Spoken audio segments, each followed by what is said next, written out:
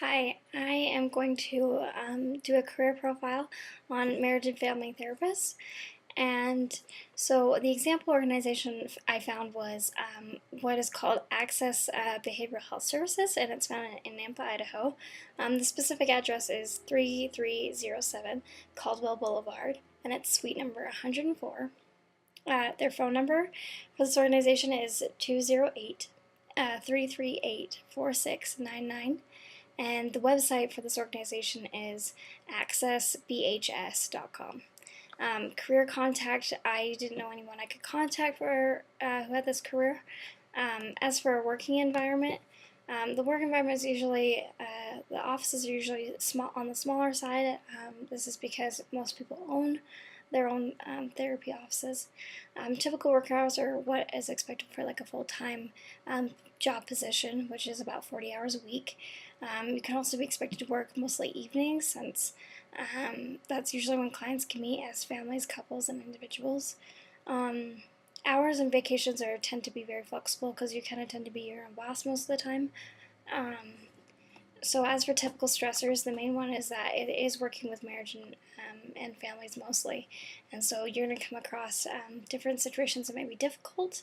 And you might work with children or spouses who have endured abuse, and it can be stressful to deal with these kinds emotionally and other things.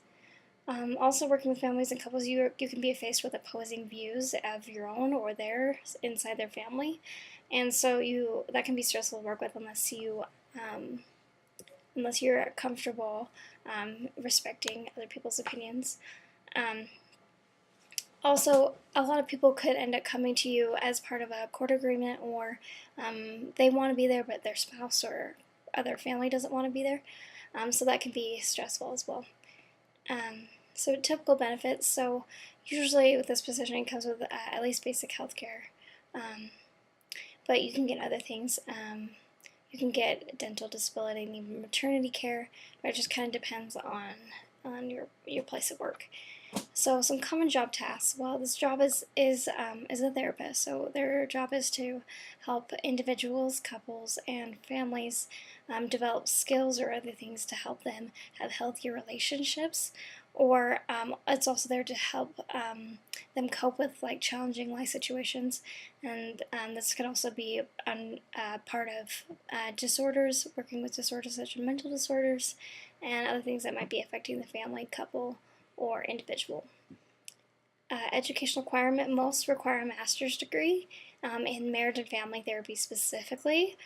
Supervised work experience is also common to be expected.